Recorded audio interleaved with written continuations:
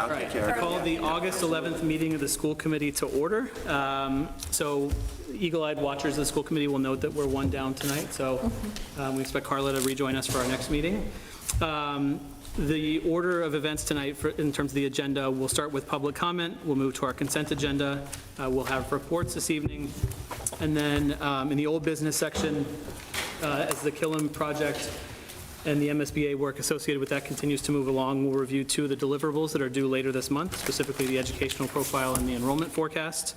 And then the new business section, we've got an update on the capital plan, particularly as it pertains to sort of school facilities.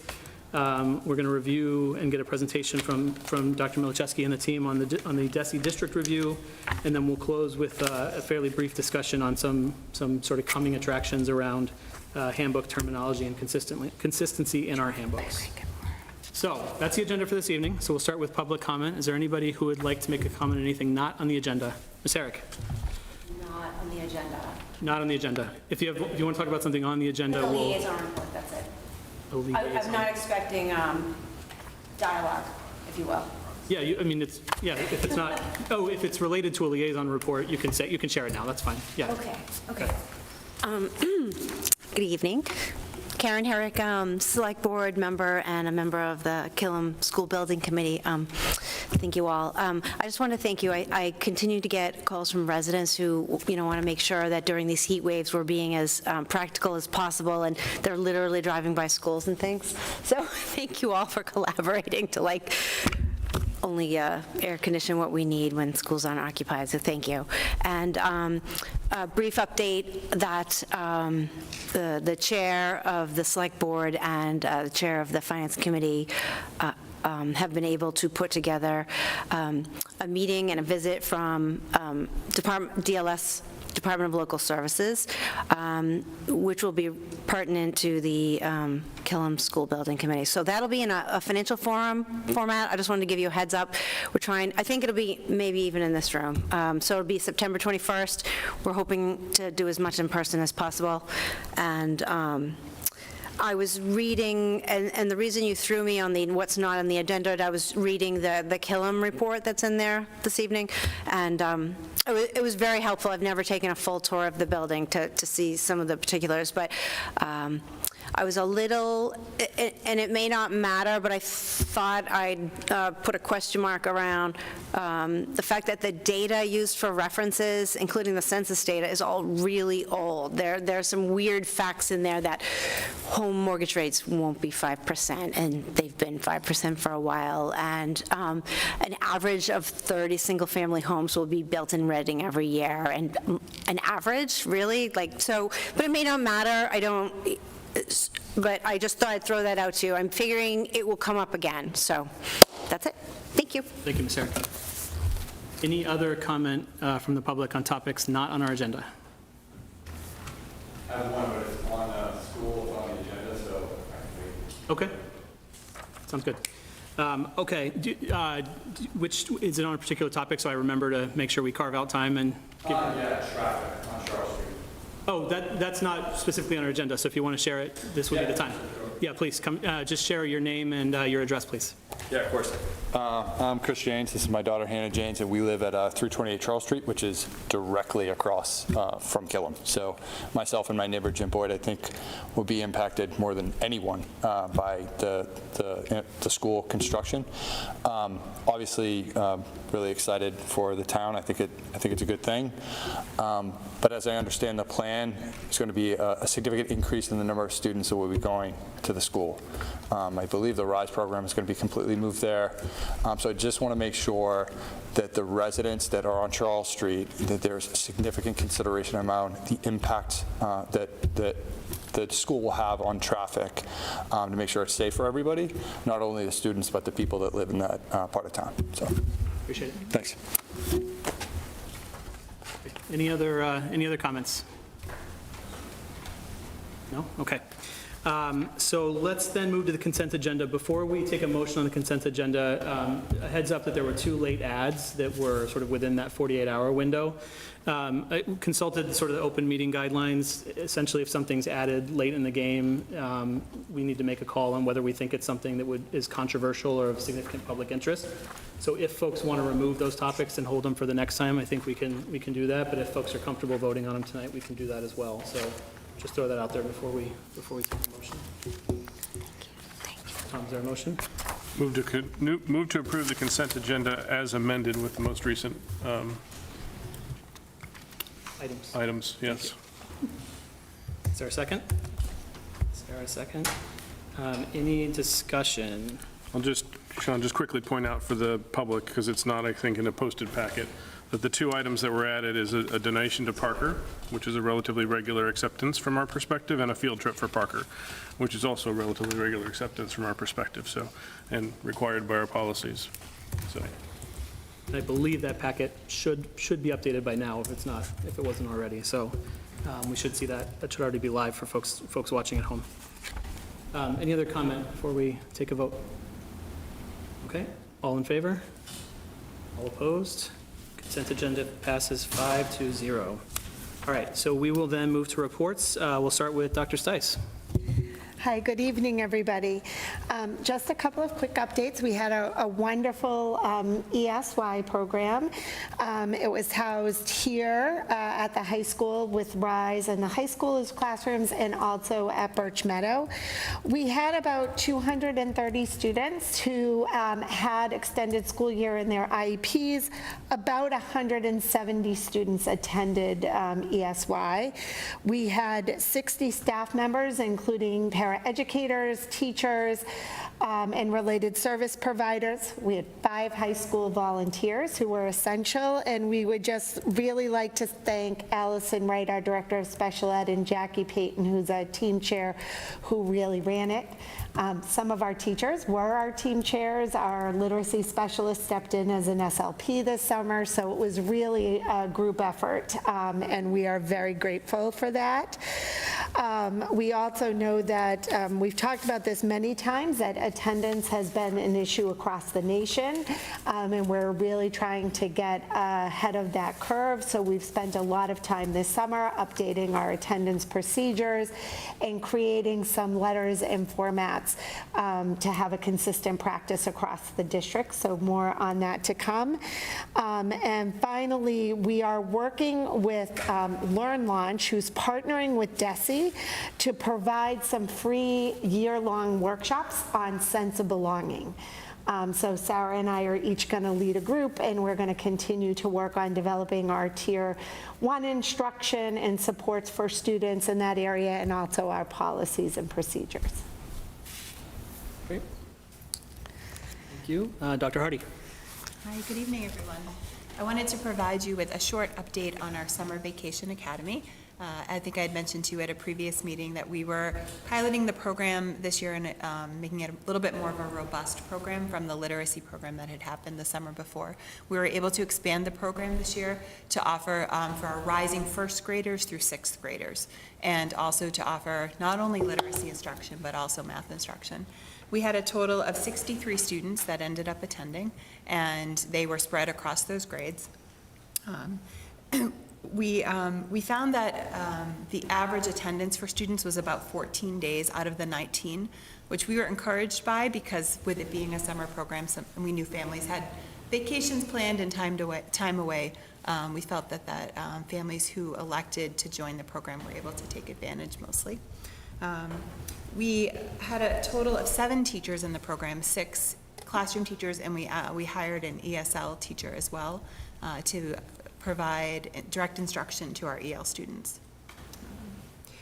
We did have a mix of students that we felt really would benefit from the program attending. 37 of the students in attendance were students with IEPs.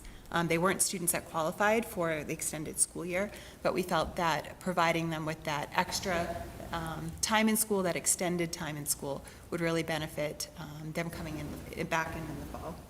We had 7 EL students that attended our program. 4 of our Boston resident students were able to attend. and 11 of our students are economically disadvantaged also attended. And so we were pleased to have those groups of students in attendance. In general, we had really good feedback from our families. We are still in the process of compiling the surveys that we sent to staff and to families. We've already identified one area of improvement next year, should we move ahead. Because this program was funded by a grant, we were a little bit later than we would have liked in inviting families to join, which for some families was prohibitive because they had already made plans for the summer for their children. And so part of what we need to figure out is how we can move the process sooner, even though sometimes those grant funds do not become available to us until quite late in the spring. I think with the structure we have in place now, we will be able to move a little bit quicker next year, and even talking about how we might support that as a district versus having to be dependent solely on grant funds. In general, some of the kids coming in the first few days were, like, oh, we have to go to school in summer, and then before long, visiting them in the classrooms, you could just see kind of the enjoyment and the fun. Teachers definitely worked hard to make the work engaging for students while focusing in on some really specific foundational skills that we felt at each grade level would really bolster their work coming up into the next school year. One of the fourth graders was telling me one day they had done a little experiment where they dissected kind of like owl pellets, and they were looking for bones and whatnot that were in there. Was a bit of a connection between literacy and science, and she was completely grossed out by it, but also fascinated at the same time. So it was really fun to see kids exposed to some of those more hands-on activities that engage them in learning. So it was really exciting. I think that for a pilot year, it was a very successful program. I wanted to fill you in on one other exciting event. So as the public may know, as you may remember, we will be starting a new literacy program this upcoming year in grades 3, 4, and 5. It's called ARC Core. And we had taken delivery before June 30th of most of the materials, and they have been sitting in many, many boxes in our school's cafeterias.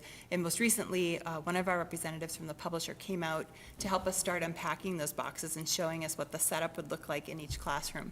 So I had the ability to go around to a couple of schools with him and see like one classroom get unpacked, and just to see the beautiful materials and books that our students are going to be greeted with when they return to school.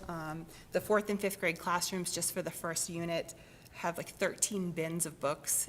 3rd grade has a few extra, and that's just for the first unit. Come the second unit, they will get an additional 5 bins that are all books that will build knowledge around the specific content area or a focus area or theme for that unit. And then they'll have an additional 2 or 3 bins that will be kind of like class sets that they'll work on together.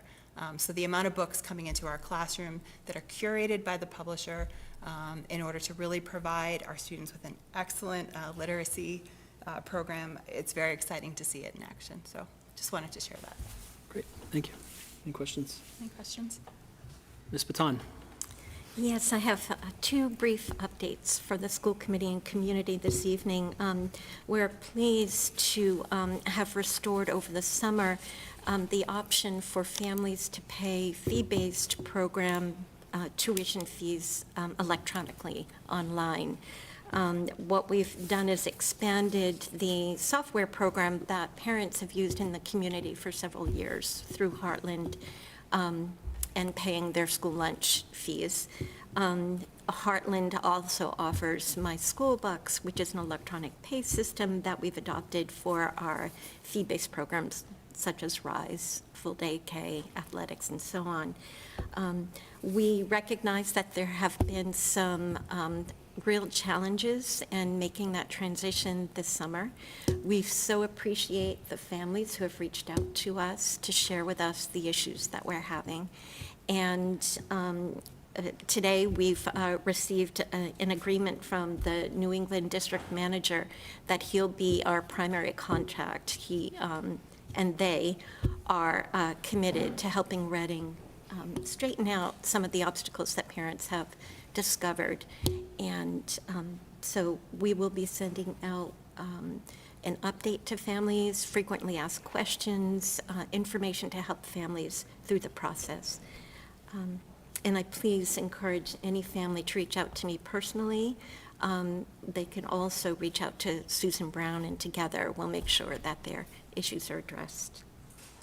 The second update that I wanted to share with school committee and the community is that we have reopened our school choice application program. The deadline is Monday, August 22nd at 9 a.m. So if any families, non-resident staff families, families in the greater Reading community who would like to learn more about our school choice offerings, there are guidelines posted on our website along with application. So again, I encourage anyone to reach out to me directly if there are questions. And we look forward to welcoming new school choice students into our district. Thank you. Tom? Just, Ms. Baton, thank you for the update. On that last point, have we proactively sent out notes to the existing staff to say, hey, this is open again, so you're aware? And how else are we advertising in Yeah. the surrounding communities besides just putting it on our website? That's a great question, and no, we haven't sent out to our staff, but I think we will do that tomorrow. I think that that's a great point. We did in June when we opened up the first school choice. There have been a number of families who have reached out to us since June, and we did forward to them specifically the guidelines and application, but I think that that's a good point, and we can do that. We have posted on our website. We have not done any other marketing or advertising, but I'm open to any suggestions you might have in getting the word out. Go ahead, Chuck. Thank you, Susan. Can you give some background as to why it was reopened? Well, it's in the school committee policy. It indicates that the school choice, if there are spaces available, can be reopened and the lottery conducted a week before the beginning of the new school year. So that's why we conducted I'll this. also add into on that when we opened up the lottery back in June, we had allocated what we thought was much more seats than actually have been filled That's at this right. point. I believe there's been There's been seats, six that have been officially sort of accepted through the lottery and then actually have moved forward and enrolled. So it was probably a smaller group of students than what we maybe have anticipated. So we still have these pockets that we think that we identified earlier that are still, we think are available. Mm-hmm. Can I just continue? Please, yeah. So why did we close it in the first place then? Have to. We had to? Have to, yeah. Yeah, I mean, it's structured essentially so that you can give certainty to folks that apply in the first round of the lottery, and then see where you sort of net out, and then open the lottery a second time to fill any additional seats that might be available. Thank you. Chuck, it was a little bit frustrating too that we had, when we know we filled the 7, and then maybe a couple of weeks later, we heard from another family or two who said, I'm interested, and even though there's a significant number of seats at that grade level, we just, as part of the process and the protocols, we have to wait until August. Thank you. Tom? Just to build on the how else to market, Susan, and we may not be able to do this now because I don't think our website is actually active, our Facebook group is actually active. School committees is, but yours isn't from the district's perspective, but for the future, Facebook marketing, spot on. Yeah. You just put in a few zip codes you want to target. It's ridiculously cheap, and it will hit people right where they are, right? There's not much better chance to meet families where they are. You can hit the target market. You want people with kids in this age range, whatever else the case may be. But to do that, we've got to get the district's Facebook page back up and running and actively used appropriately as well. That is on our to-do list. So we know the website is coming, and so with Facebook, Twitter, hopefully that all those will align and be what we believe can help us really message and market what's happening in the district.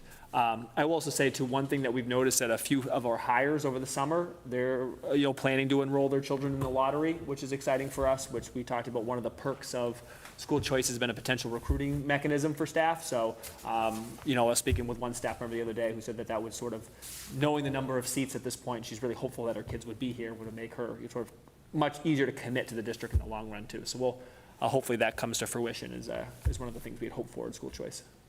And thank you for the feedback on the Facebook marketing. That's honestly something I don't think as a team looked at, is targeted Facebook messaging, so. It doesn't get much more targeted than what Yes. Facebook can do, really. And that's exactly what we want Wilmington and North Reading and Yes. maybe Andover and Linfield and Stoneham and Woburn and And you kind of know what the core age range is of, You know the age range, you Parent know age. a lot of things. yes, yeah, it's quite specific. Thank you. I also, one more thing, Sean. I just wanted to also thank you, Susan, for acknowledging the challenges that some families have had with the Yeah. payment system. I'm sure they reached out, and the acknowledgement there, I think, is well received. And anything we can do to knock that fee down as well, I'm sure that's part of the conversations you're having with them, but that fee is somewhat exorbitant on some of the charges that we're potentially paying in that range. Tom, are we talking about the fee on the online system and the fee for kindergarten? No, the fee, the the fee for the online system to pay via the online The system. fee for the online system almost claws back the reduction in the does. kindergarten tuition, so, That's true. go ahead. If I can add, we actually did pull back 1% on the fee. And I kudos to Kate Finnegan, our finance and business analyst. While I was on vacation, she received notification of the fee and worked very hard to negotiate it down a percentage point for the next year. So the convenience fee is high, and it actually is very consistent with many other online convenience fee programs. And I should also share with families that if they'd like to avoid that convenience fee, we will absolutely accept their checks. They can drop off their checks to the central office. We have a drop box that's open 24/7. They can also mail the checks to us. So I do want families to know that we absolutely will continue to receive checks. And in fact, most of our families do still Checks. submit via Exactly. check. Okay. Yeah, I was going to share, I mean, that was certainly the bulk of the feedback that I've received so far to date is the fees, and particularly I think people are surprised by the fact that the e-check option is still very expensive, right? On the town side, I think when you make a payment with an e-check, it's like 35 cents or something. Yes. Yeah, and so, so seeing a 4% fee, give or take, on an e-check was, I think, what surprised a lot of folks, so.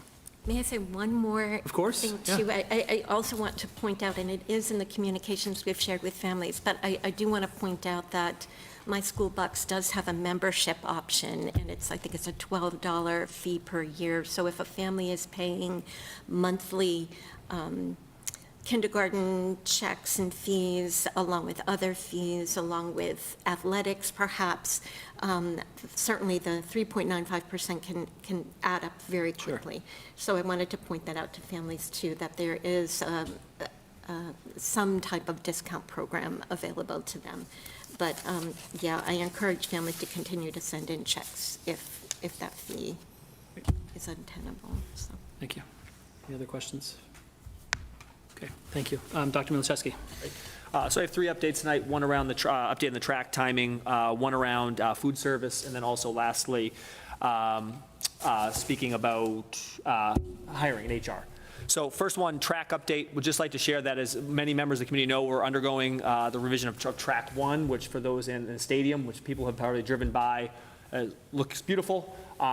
So I think the update we want to share tonight is that unfortunately we just received notification late last week that the supplier of the track, the installer of our track, Cape and Islands, was about 3 weeks delayed due to both supply issues with the little rubber particles. I think the fancy name is SBR, Joe, particles, and then also due to labor issues as well. That was a surprise to all of us, which pushes back our tentative start date and opening of the track to September 22nd. So late last week, the facilities department met with myself, the town manager, our high school principal, Susan, our athletic director, to kind of figure out where do we go from here. Also with Activitas and Argus Construction to try to push on that timeline. We got the revised timeline earlier this week. So I'd just like to share a couple things about that. First, we recognize that that's significantly challenging, really challenging to our high school athletic department to be able to have to not have access to Turf 1 during the start of the season. It's really challenging for our community. We know that Reading Rec and also a lot of community partners and vendors use that space, so not having access to that for those first few weeks of September we know was really challenging. I did want to emphasize on this that this was totally unexpected for us. I want to give recognition to our facilities department and Joe, who's here. Joe has done a phenomenal job, like all projects in town that he's leading, to keep this project on budget and on timeline. Joe is also very quick to give credit to Argus Construction, who have just been amazing in getting the project up to speed. So again, totally a surprise to both Argus and our facilities department that we're back 3 weeks. So we know it's only 3 weeks in the big scheme of things, and we hope to have it up for our opening football game, which would be the next day. We also recognize that this is a major inconvenience and challenge for us too. We certainly don't take that lightly. So we thank everyone in the community for the flexibility and for the support and understanding in advance, and know that we're trying to communicate these updates and share as much as we know as soon as possible, and trying to move things forward as quick as we can. So I'll pause there. I don't know if there's any questions on the track, or if Joe or Susan want to add anything else onto that.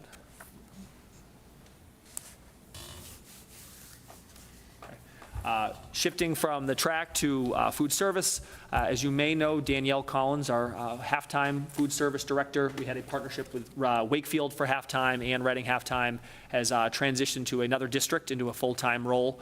So over the past couple of weeks, we have also opened our search for the next food service director. So a couple of things on that search. First, I would like to thank Danielle for her incredible service to Reading Public Schools. We know that her leadership coincided with a really difficult time to lead, and particularly a really difficult time in food service, coming from staffing shortages to food shortages to inconsistencies in delivery. Her tenure was laden with just challenges that were outside of her control. I think that Danielle navigated that masterfully, did a really good job keeping our students nourished and fed. So a huge credit to Danielle. And to also be able to do that in 2 districts at once, similar size, larger districts, I have so much credit and respect for how she led, and we certainly wish her the best.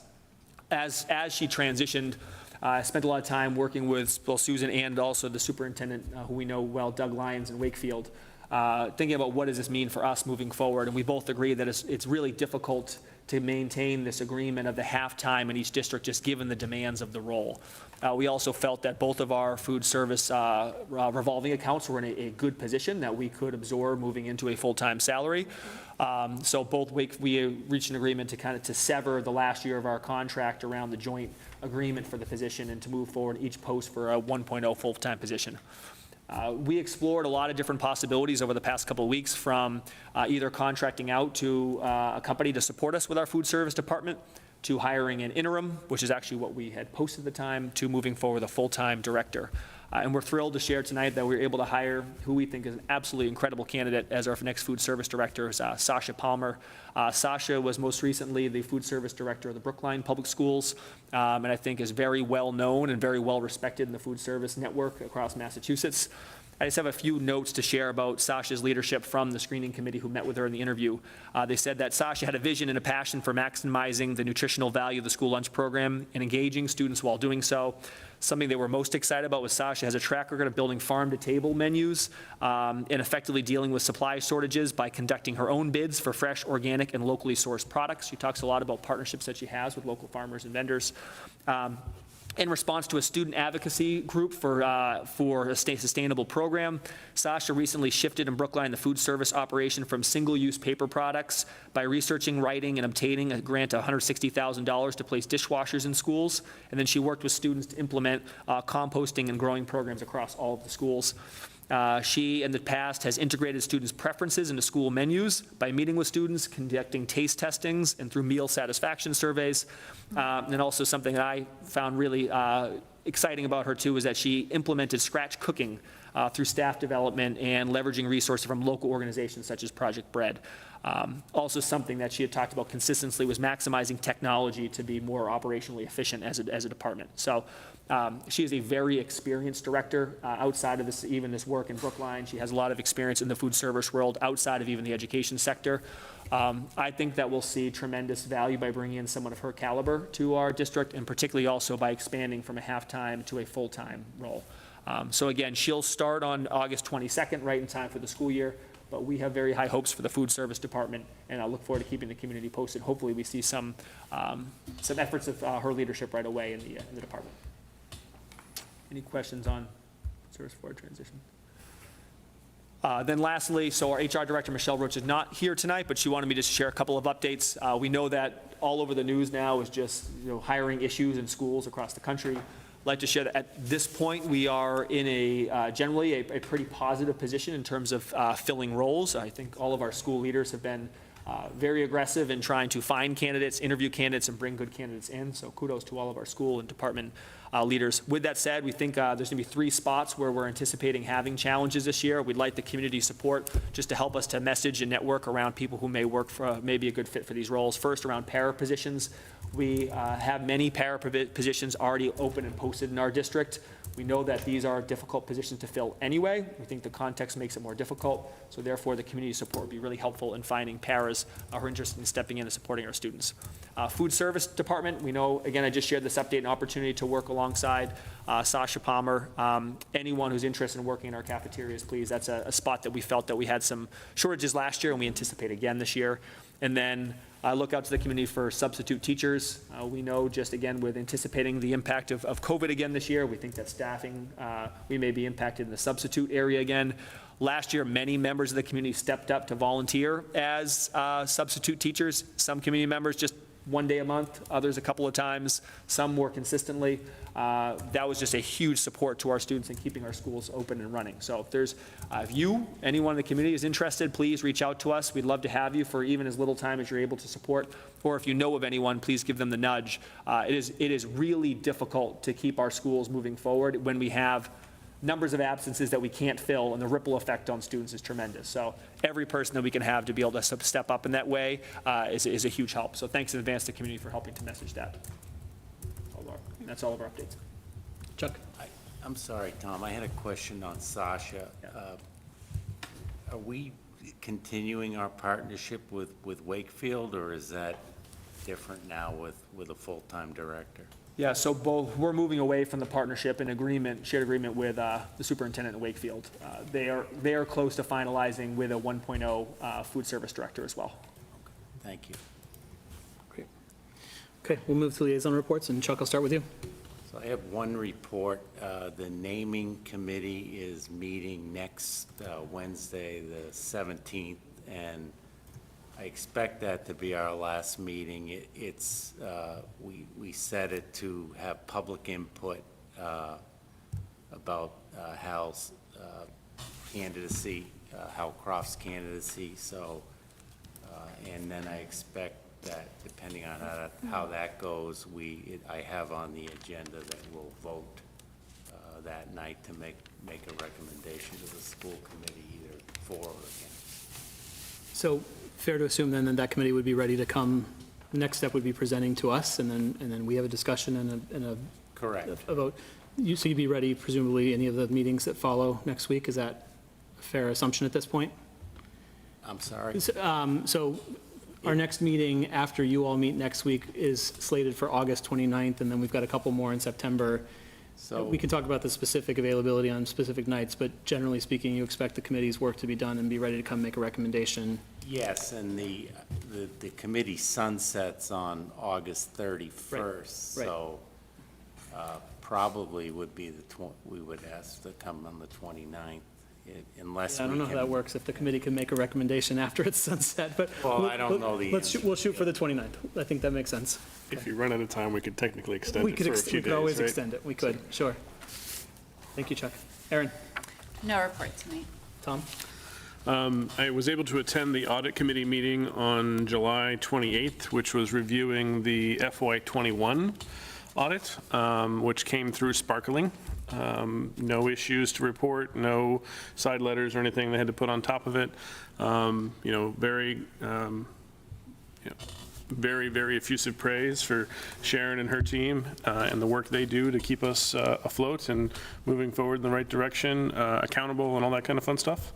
Some of the special areas they asked to look at, nothing came out of those special areas. Going into the next audit, the group asked that we look into cash around parking when it comes to the police in particular. And I forget what the second one was, but there were a few minor requests for other kind of cash-related movement items. Athletics was the other one.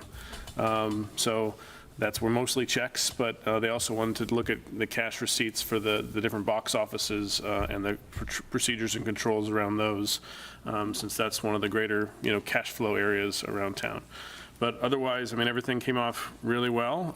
One thing I noted that I thought was interesting, that I didn't know personally before, was that they mentioned that the accrediting agencies look very positively on towns that have most of their debt 10 years and less.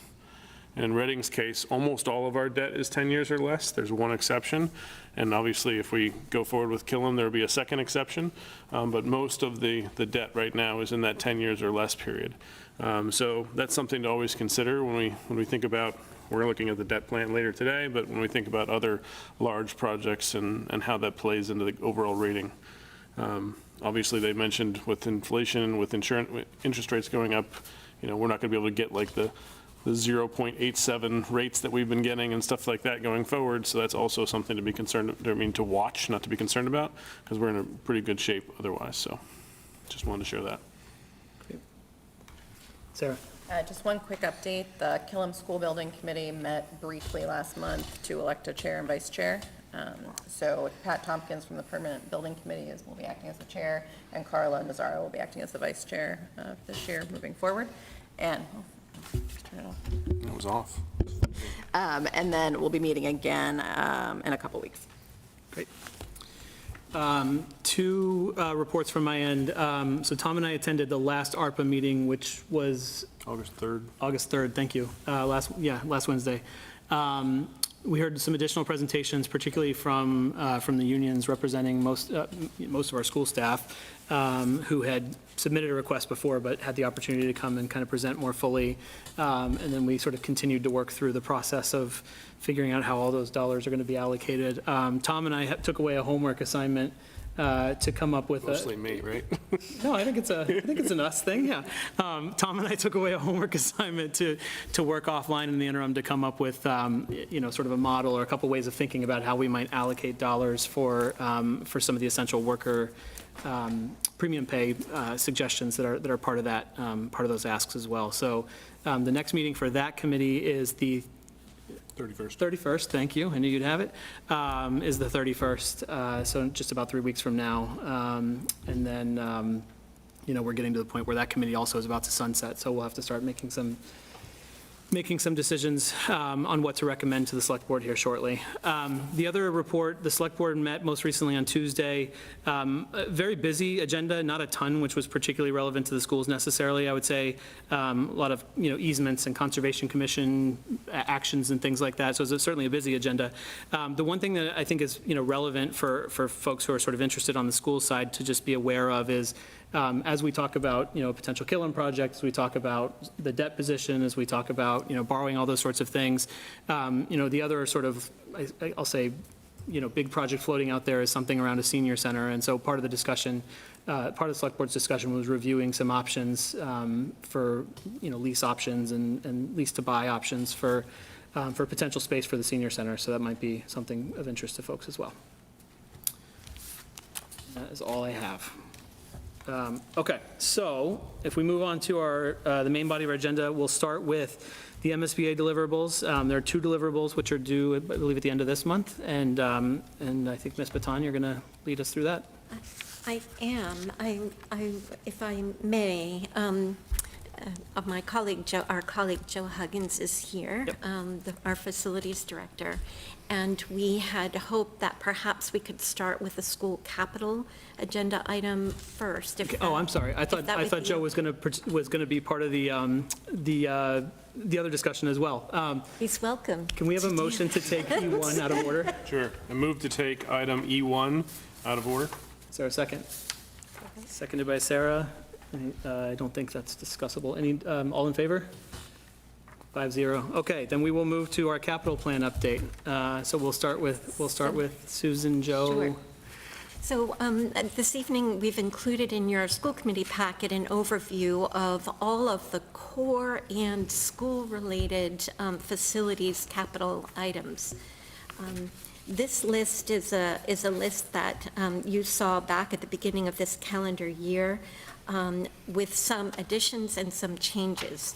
The changes have been noted in the right-hand column, but what I'll do this evening is briefly point those out to you, and then I'm going to ask Joe to speak about 2 additional items that are not articulated on this list. Just very briefly, the HVAC boilers, the doors and windows, the carpet flooring, are 3 projects that have been postponed by 1 year. And in postponing those projects, we've increased the ask, the requested funding, knowing that as we delay by year, prices will escalate. There is another project that we've postponed, this one by 2 years, and this is the playground at Rise. We wanted to point out that $15,000 was allocated for FY23 for design services. And I understand that we have used those dollars for a design for Rise, but the project itself has been postponed. We've also made a number of repairs, particularly, or it's in the process of making repairs to the surface of the playground, which will allow the playground to last a couple more years before we need to do any replacement. And then under school department capital, I wanted to point out that although there weren't any delays, the network allocation did increase 3 years out, and then at the end of FY, and then during FY31. Now, there are 2 new projects, actually 3 new projects on this list. One is security, district-wide card readers for 30 new card readers at our 8 schools, and vehicle barriers. These are now projected for FY28. And the second new project is glycol, reclamation and installation for Reading Memorial High School. This is a $200,000 capital item that's new and was targeted for FY24. I wonder now if I can pause and ask Mr. Huggins to come forward and talk with us about the glycol project, and also the project that's not on this list because it's already been funded, the Parker roof. Joe has an update for us. So the Parker roof was supposed to happen, if you remember, this summer, and we pushed it off because of supply chain issues. And by doing that, we didn't want to end up with a partially installed roof on the Parker school. So we revised our cost estimate about a month and a half ago. And as we thought, because of, the increase in petroleum prices and things like that, it has escalated, it has gone up. And in order to maintain a healthy contingency, at November town meeting, we're going to be requesting an additional $500,000 to cover us, to make sure that we can get that roof on the building. We don't think we're going to spend, right now it's at $2.7 million debt authorization, and we're going to be asking for an additional $500,000 to cover us because of the escalation in cost and to have contingency. We feel as though we're going to come in under that number, well under that number, but we don't want to start a project not having the correct funding to do the project and make an award. So the plan is to go out to bid sometime in early October, make the award sometime in 40 days after that, in November, early December, and then begin construction on the roof next summer at the Parker Middle School. That's the plan for that project. And that is a new ad. So that's why we did that. If you have any questions. So, Joe, correct me if I'm wrong, but I think we already have gone out for the debt for the 2.7. Correct. So this is going to be either free cash or going out for additional debt. We're bucketed with other debt programs that we're going to put together. I believe so, yes. And you made it sound like that gives us a little bit of wiggle room. How much, do we have an idea, and how much are you willing to share, or can you share publicly of how much wiggle room that I gives us? would rather not share that, only because I don't want to tip our hat, but I will tell you that the pricing has gone up across the board like 20%. And that's what Susan was alluding to on the capital plan. You'll see that a lot of stuff everything has been increased by 20%. And we're seeing that across the board. Some things are even worse, which I'll get to when we talk about the glycol.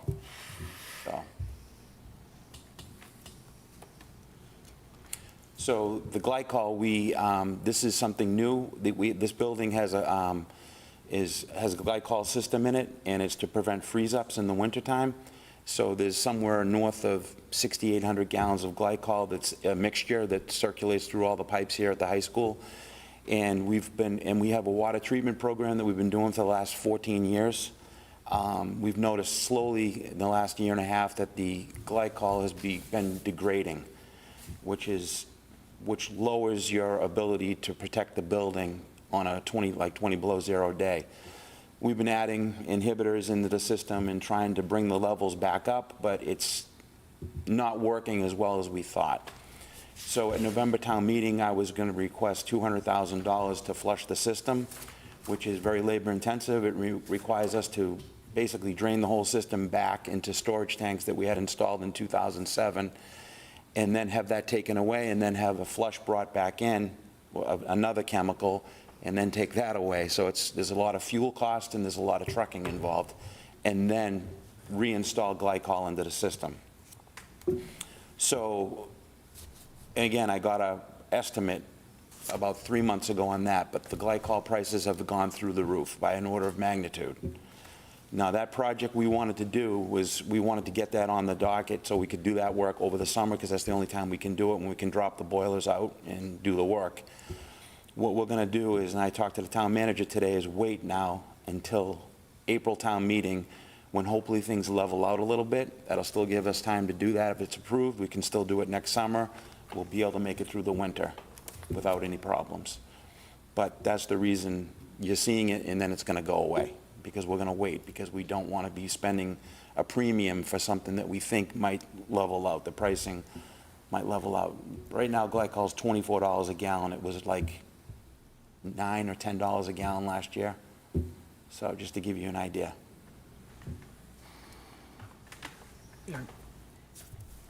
If we're waiting a year on the glycol, are we going to get through this winter okay? Yes, yes. Okay. I don't like to wait on stuff until it becomes an emergency. We like to, and everything that's on the capital plan is like, kind of like that. We like to do stuff before it becomes an emergency. So that's why we're able to like push out some of these items on the capital plan, because they're getting to the end of their useful life, and we like to like take care of them when they start to they're wearing out, but before they become a major issue. So we continue to treat the glycol and monitoring it. We're okay. Okay. Can I ask one more question? Please, yeah. I know I brought this up before, but I struggle with the Rise Preschool Playground, and particularly after reading that sounds like we are proposing putting Rise in this new building. At what point would this fall off the capital plan? Since we've already spent money, it sounds like. So, sure, I can, I'll respond and invite my colleagues to add to it. So the educational profile that you're referring to is not necessarily a proposal, it's sort of a vision which has to be vetted and discussed with the community, and designers need to come in and so forth. So we're only at the very beginning stages. Because the project has been pushed out 2 years, and or at least 2 years, and because we've made the repairs that were absolutely needed, we have the opportunity to postpone the project further, depending on the outcome of our Killam plan. Great, so thank you. You're welcome. Tom? So, Joe, you kind of walked into the question. I was going to ask about the roof, but I didn't ask about the roof. So we're waiting for the glycol prices to go down, but we're not waiting for the roofing to go down. Can you explain what the thought process there is, why we have to lock a bid in say, November? Is that because of, I wanted to get it on the radar and get it, and see if I could lock in, but the price is so volatile right now and that stuff and there's a supply shortage for glycol right now too. So, but the cost estimate we had for going back to the roof looks good, and the materials are available. I can't say that that's not going to change, but, From a time, just to build on that, from a timing perspective, though, it won't make sense for us to ask for that in April when the prices may have gone down or may have gone further up. Because For we have the- to lock it in order to start it For for the, next for the summer? roof? For the roof, For the yeah. roof. So most roofing contractors like to have their work all lined up over the winter. Okay, so if you're gonna do something like that, that's why we wanna be out on the street, in November, make an award. They can, it's almost like turf fields. They like to have everything lined up so they know what their roofing crews are gonna be doing in the summer. That's why we're doing it. That's what I thought the answer was going to be, so Yep. thank you. Yep. Anybody else? No? Tom? I have other questions, but I think he's going to do security, and I want to kind of tie it all together, so. Oh, sure, okay. So we had, the building security project is, as everybody knows, is done, and we've been working closely with central office on sort of enhancing how we operate the system and access levels and things like that we've been working on for the last 3 or 4 years. And the principals at a meeting, I think it was in March or April, expressed the need and the desire to have more card readers, which would help them from a security standpoint, exiting and entering the building at different times. I won't say which doors they are for obvious reasons, but we think it was around 30 card readers, and there's a $65,000 ask that I think you guys are going to be speaking to the town about, which we did have in FY27, but the desire is to move it up closer. And that'll all be integrated with the system that we have here in the town. Go ahead, Tom. So, I mean, I guess we have it listed as FY28. It sort of leads to my question. There's others that you have here that are going to go through the barriers probably as well, Joe, I think. But, obviously a lot of our things are sliding out. Is that our choice, and we're, because of these 2 to 3 things we're adding in? Or is there other influences from town side that we're still negotiating about when things are going to move? Can you talk through where we are in the process of firming this up in advance of financial forum and things like that? So the big thing was the Parker roof, the $500,000, and then the potential for the glycol. And like I said, a lot of the things that I have on the capital plan that me and the assistant director develop, we have the ability to push out a little bit if we have to. And I don't want to be replacing, coming up, going to FinCom or the town manager, and emergencies happen, but we like to be able to plan stuff. That's the whole piece of what we do. So with that being said, that was a way to sort of balance the capital plan out by moving stuff out to make room for those big asks that we had on there. So that 700,000 plus the 2 security asks caused some ripple effect. It did. Down the stream. But it's not going to impede the performance of the buildings. The Parker roof is important. That should be happening. It's not leaking. I mean, flat roofs always leak, even on new buildings, but the roof is in decent condition, and then the ones that are targeted like Coolidge and Birch Meadow coming in the out years, those roofs are still in good shape, but we'd like to get those at the end of their useful life before we have insulation issues and things like that happening. But we have a company that comes in and does preventive maintenance in our roofing systems. They're here all the time. We are making sure that we're on top of that stuff to eliminate stuff like that. So would it be fair to say that, that what is in here now will be what we're going to see when it comes to financial forum, and it's been balanced and leveled out already? There might be an adjustment here or there, but for the most part, it's been balanced and leveled out? I just wanted to mention one thing that Joe and I have discussed too, and Dr. Milichewski, that the new item for the card readers, we'd like to see move back to a more current year, perhaps Move forward. next year. Move forward, rather. Move forward closer to FY '24. And I also want to give Joe incredible kudos. I've never, ever worked with such an amazing, capable, competent facilities director in all the years that I've worked with school districts. And you take such amazing care of our buildings here, Joe, you and your team. And Joe has just done such an incredibly thoughtful job at preparing this capital plan and communicating with us about it. So I want to thank him publicly for that. Thank you. So I had a very similar reaction to Tom. It's going to feel like a lot in November in addition to $2.2 million. So that's got to be an important part of the discussion, that this reflects a rebalancing of all the priorities, and we've structured things in such a way that there's slack in the schedules to, to allow to accelerate or add in some of these new things without, overly stressing the rest of the capital plan. So I'm feeling a little bit of anxiety about this, but I get it, and I don't know that we have an option at this point. So I appreciate the thought that went into the, sort of the holistic planning here. Erin? I don't see the floor of the high school field house on here. Not in there yet. That's in FY '27. It's under, it would be up on the debt.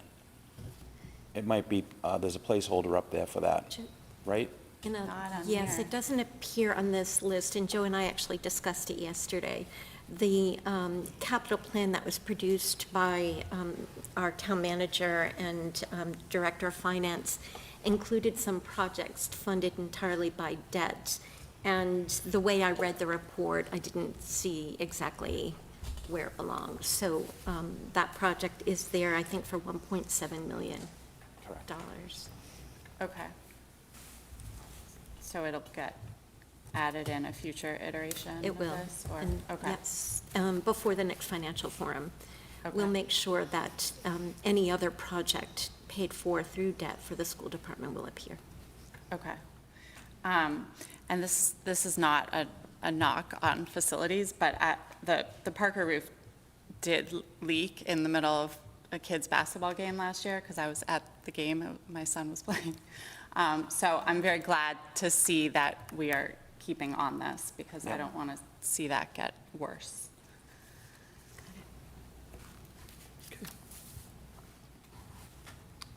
Joe, anything else? That's it, unless you guys have more questions. Other questions? Okay. Thank you, Joe. Thank you, Joe. Appreciate it. Thank you, everybody. Thank you. Thank you, Joe.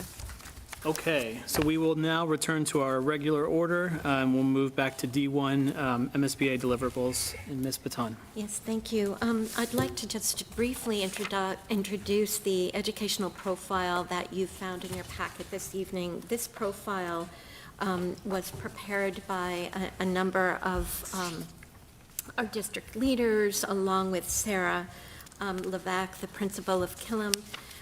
We prepared the report, which shows specifically how the school building is being used now, the number of classrooms, the square footage, and then what our vision could be for the use of the school. We've had conversations with Jennifer Flynn, who is our project manager at MSBA. She had the opportunity to review the draft and provided us with very good feedback, essentially had very little to add. She emphasized to us that this is a non-binding opportunity to present a vision for what we might want to see in our school building and how we might use the space. In addition to this packet, the educational profile draft that's included, I also provided you all with the enrollment projections or forecasts that were presented to you in June by Dr. McKibben. There is an online report or online document, if you will, where we'll enter our projected enrollment for MSBA. And there are some other questions within this report asking for example, the trends in births, the history of our enrollment, and just some other data points that have been reflected not only in Dr. McKibben's report, but also in the NESDEC reports that were submitted with the SOI.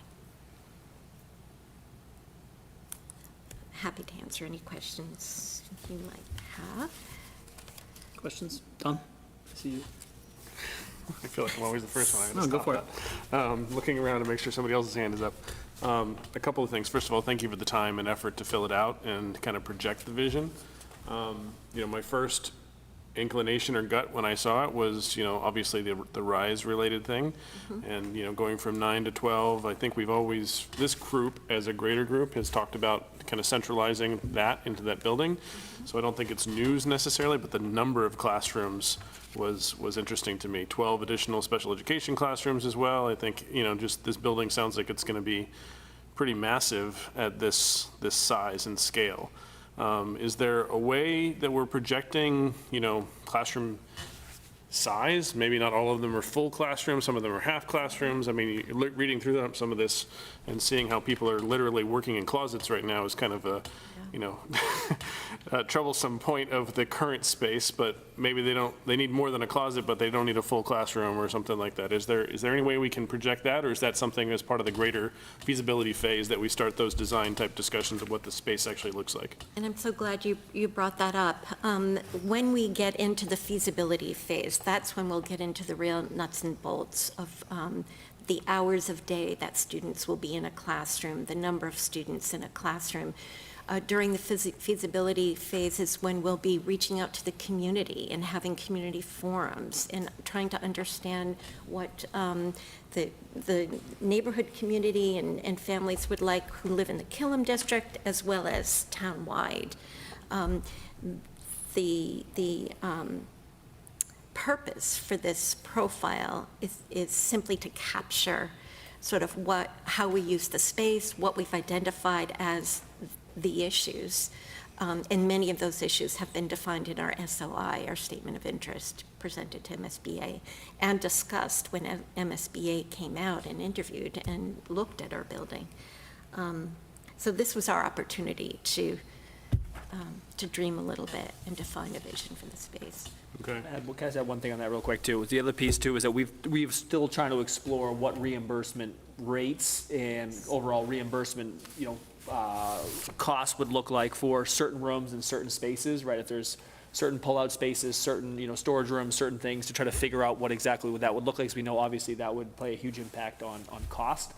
We also know at that phase we'll be exploring the model school possibility as well, because we know that could bring in additional savings as well, or lower the overall cost. So I think there's still a lot that we need to learn in that feasibility phase around just what the reimbursement would look like depending on which design we move forward with as well. That was my next question, so you anticipated that. So that's good.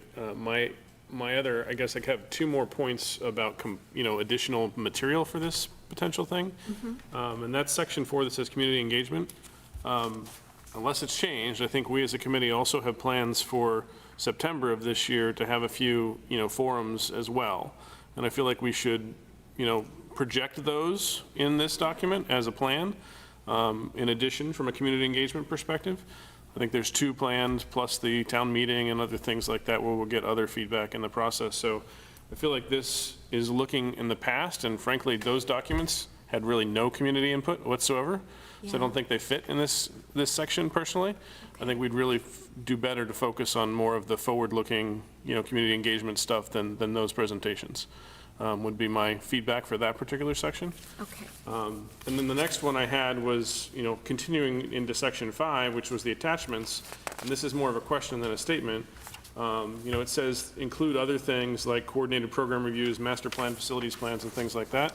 I was wondering, since it doesn't look like we're listing like the program reviews that were just completed for special education or anything else in that space yet, if we should be.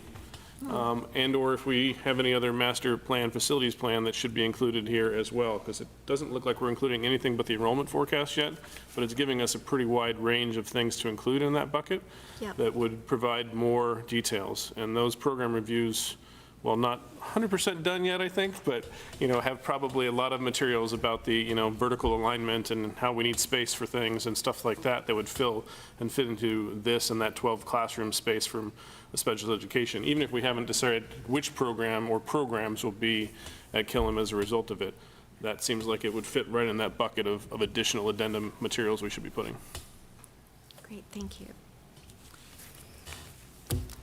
Erin, go ahead. I'm just curious, the 4 classrooms per grade, how realistic is that for addressing our ability to completely get rid of modulars as classroom space in the district? Is that something like you've run the numbers for, or? Yes, so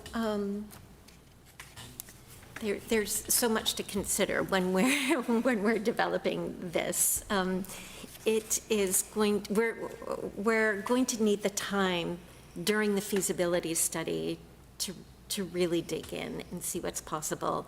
There, according to our demographic report, there are certain expectations related to growth in the south of Reading, Joshua Eaton, and the Killam districts, and we've seen a slight decline in the Birch Meadow district. So there are all of these ebbs and flows in our neighborhood schools. So as we get closer to really defining the details, the nuts and bolts, is when we'll need to take a look at not only enrollment at Killam, but enrollment across the district. That's the best answer I can share with you at this time. So this is more of a broad guess. This is absolutely a broad guess. Okay. And frankly, Jen Flynn was very clear to say that this isn't the time to get into the nuts and bolts. This is the time to kind of present a bigger picture. I was just curious if it was based on real numbers or if we were just sort of putting feelers out. Okay. Yeah, I just want to, I want to reiterate Tom's point. I think we should bulk up section 4 with forward-looking, and I can help with this from a school committee perspective. We can talk about financial forms and so forth. Yep. I know, again, this is a broad guess, but this would imply consolidation of RISE, some degree of consolidation of special education, redistricting. Like, I think all of those things are That's right. massive community input type issues, right? So we need to be over the top in terms of how we're going to engage the community on all those, really difficult decisions, not to mention the issues about facilities and traffic and Haverhill Street's not exactly my favorite place to drop off my 4-year-old for school to begin with and that sort of thing, right? So, I think we should definitely just think a little bit, put a little bit more time into section 4 before we submit later this month. That's an excellent point. And when one of the topics that we spoke with Jen Flynn about was, about that, about traffic, about vehicle flow, about parking, about all of those elements. So thank you. We'll mention that in terms of reaching out to the community and learning more. Great. Can I ask a question on that too? Does anyone have any specific feedback or ideas around what that would look like or what that could look like for us to engage the community in some of those initial conversations, outside of maybe just these traditional things that we already have planned? I think we're going to have to probably do enough homework to drive to some scenarios, some fairly specific scenarios that could work, and sort of float them for feedback, like have the community help us think about all the reasons why there's a gap in a scenario, right? The safety issues it creates for the neighborhood, the safety issues it creates for students being dropped off, the inconveniences it creates for parents in terms of scheduling, all those sorts of things that will only come out when people start thinking about how it personalizes to their experience, I think is probably something we're going to have to be pretty intentional about, as we get into the process of, the feasibility study. Go ahead. Go ahead, Chuck. So I think to do that, we really need to have started to zero in on an option that we want. And, that's when we would have, at least the way I envision it, that's when we would have the community forums to kind of discuss.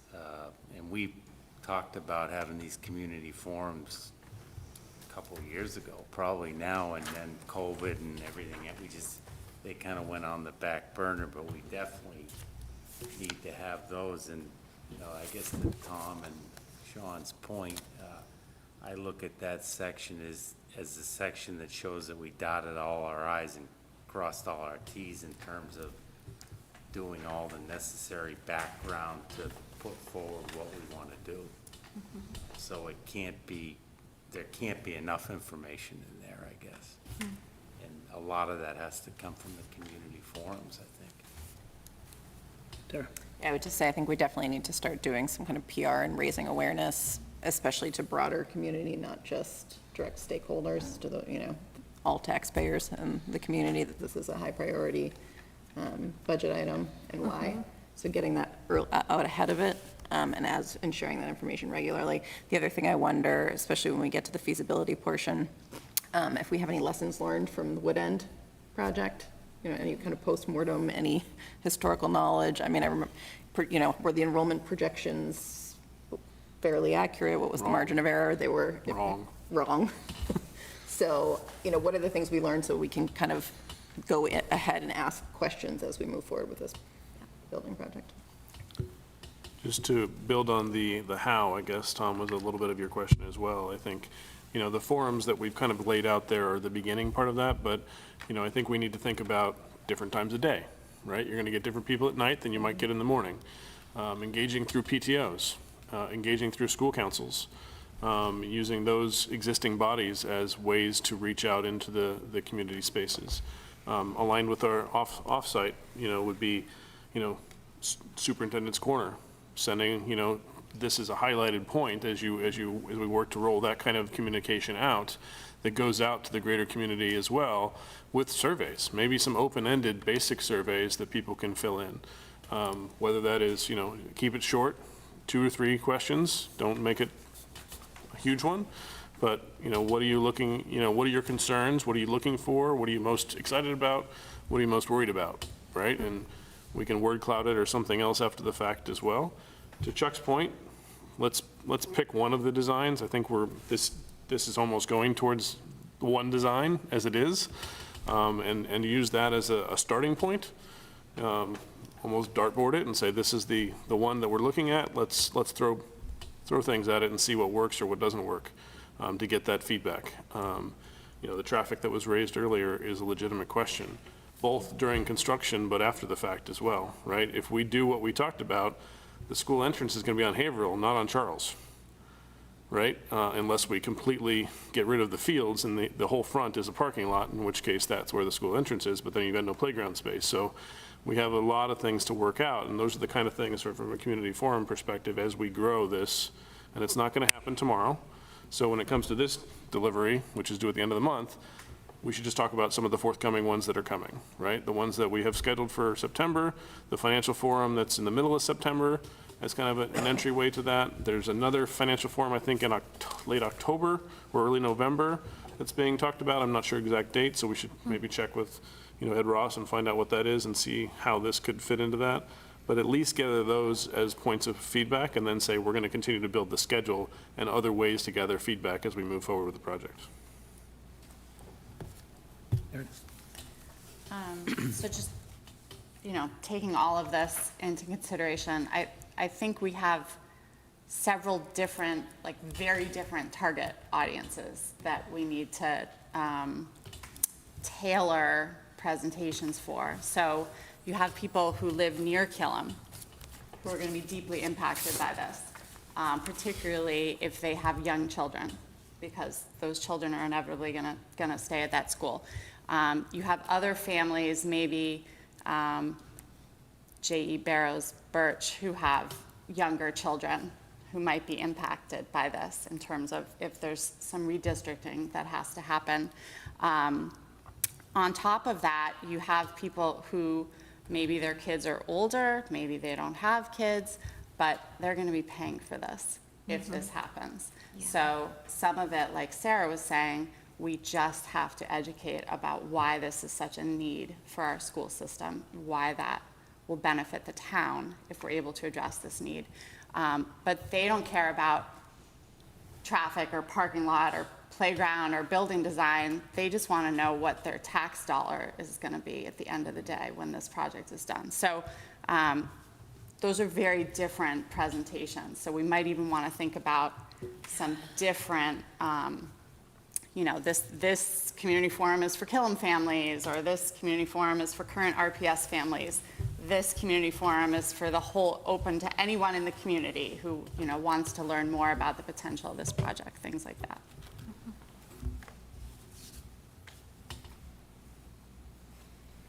Anything else? Okay. Thank you. Thank you Sure. very much. Thank you. Thank you. Okay, that brings us to the DESI district review.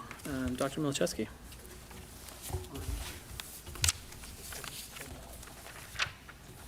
No, but we need to. Do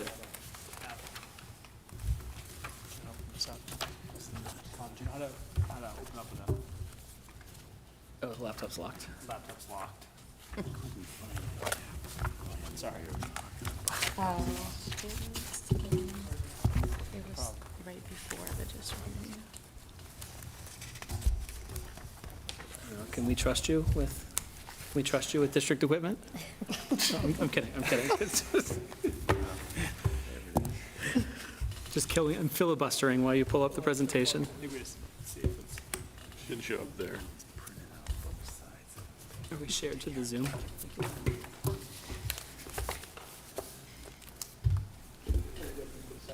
If we send it either way, anywhere, it's fine.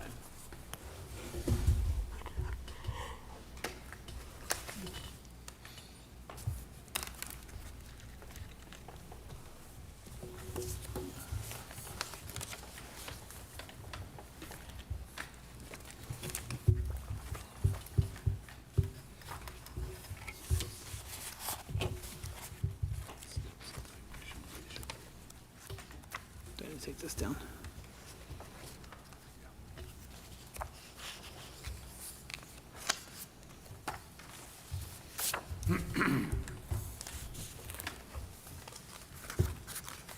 Maybe by December, we'll have this seamless.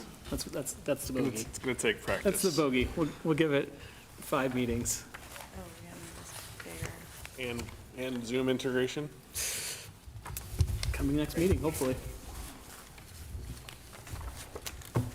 Okay, so I know that over the past several months, we've been sharing that our district was randomly selected for a RPS, our DESE targeted review, and that this process started back in February, and then the updated and finalized report was released publicly in July, and actually is on DESE's website now too. So what we're going to do tonight is share an overview of what's in the report. Again, you can find the report on DESE's website. It's also in the packet tonight, but we're going to provide a high-level summary of what's in there. We're not going to spend as much time diving into the so what are we doing about it, because that's coming up with our updated district strategic plan over the next couple of weeks, but we thought it was important for everyone in the community to have an understanding of what are some of the things that this report said about just the state of our district.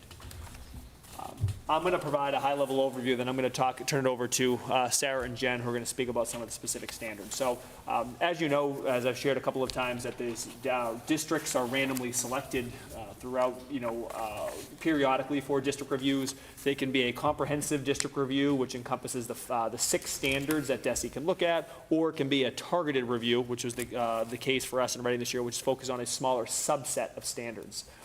The standards that they looked at were curriculum and instruction, assessment and student support. They did not look at financial and asset management, leadership and governance, and then there's one more. I don't have it on the top of my head right now. I'll remember it a little bit. Did not look at those other 3. The purpose of the review is for DESE to be able to come in to, again, give us an outside perspective of just some of the strengths and opportunities within our districts to try to support us in our improvement efforts. Methodology is that the review encompasses a couple of different components. First, before they even come on site, there's a document review and collection component. So we were required to work with all of our school and district leaders to organize a variety of different documents, provide a variety of different data sources for them to be able to look at. So they came in with a little bit of an understanding of what to expect when they came in. Once they came in, they completed both interviews with school staff and district staff, and also, which is outlined in the report, and also completed a series of school and classroom observations through the American Institute for Research, then compiling all of those findings into a report. They sent us the report back sometime, I believe in May, where we were allowed to only give feedback on any factual inconsistencies. They then turned that around and gave us back our finalized document again that was released to the public in July. I shared a little bit about just being a targeted review, so focusing on 3 focus indicators for us. These are the 3 indicators: curriculum and instruction, assessment, and student support, that are more forward-facing standards. So then the site visit was all completed during a week in February. I would also like to just acknowledge that this review was completed during a time when we are facing some major challenges due to COVID-19. We had to reschedule the visit once from early in the winter due to staffing shortages. Again, even when the review was completed in February, we know that was a really time at the height of the pandemic where we were facing some staffing shortages as well. So just want to acknowledge that. And just like to thank all those who participated in this part of the review. Before we dive into the specific content of the review, I'd just like to say I think this is a really well done sort of analysis of where we are. when we reviewed this and our school leaders reviewed this, there wasn't anything in here we said, wow, that's a surprise. I hope that when the committee reviewed this, that there wasn't anything that came away as a total surprise. I don't think there's anything in here that the community would be surprised about. We actually saw a lot of alignment to what we have both outlined in our entry plans of things that we found as both strengths and opportunities, and also what Desi has outlined here. So we're going to, and I think I'll just also share too, I am familiar with this process. As most of you know, I was a district reviewer prior to this, so I've gone through this process on the other end. So it's also interesting now for me seeing it back on this end too. So we're going to provide, we're going to go through this. Our goal is to go through this, just a high-level overview, and then open it up to either feedback from you on just, on what you've heard from us, or just your thoughts on what elevated from the committee as they read this report and think about our future improvement efforts. So with that said, I'm going to turn it over to Sarah, who's going to walk us through. And these tables are taken directly out of the district review report. Thank you. As Tom alluded to, I think what I'll review with you anyways over the next few slides really should echo a lot of what you've heard from me already as I've presented to you at different opportunities in the previous school year. Looking at the area of curriculum selection and use, Desi did acknowledge some of the ongoing work that had begun in the Reading Public Schools to document the curriculum. But really, what is not surprising, as we know, there's been quite a shift in education to really focus on high-quality curricular materials that are research-based. And the department, Desi has been a very strong proponent of this. And as they came into Reading, they took a look. And as we've talked about with you many times, that we are really just starting the work in Reading of adopting those programs with our illustrative math underway and now moving into ARC Core, that the elementary level is on its way. And Desi acknowledged that, but also, really pointed to the need for those high-quality, cohesive materials to be in place. The classroom instruction was also a really important part of this report. One of the things, as Tom alluded to, that they came into the district, they spent time observing in our classrooms, observing in most classrooms in the district, and using a set criteria for how they were reviewing what they saw. There were several buckets that they looked at when they were in our classrooms, looking at emotional support, classroom organization, instructional support, and then for grades 4 and up, they also looked at student engagement. When we reviewed those results, and Desi did a really nice job of summarizing this, we found that area of instructional support is really where we saw the most room for improvement. And so those are looking at things particularly K-5. We saw that the analysis and inquiry was an area that they highlighted as needing growth. And actually that came up in the 6 through 8 band and the 9 through 12 band as well. What we saw in K-3 that was somewhat telling is that concept development and language modeling were areas that were on the lower end for us. And then as we looked at our 6 through 8 and 9 through 12, the instructional dialogue was another area that was noted as a bit lower, and regard for student perspective. When we take these areas that Desi ranked our observations just a bit lower, we really see those as the characteristics that make up rigorous instruction. They all kind of are grouped around that main content area where we saw the strengths of our teachers and kind of that emotional support and the classroom organization. So it was interesting to see that kind of across the board. Another area in curriculum and instruction, a bit more broadly at all of the offerings we have in place, and also the opportunities that students have as they move through certain content areas, such as math pathways.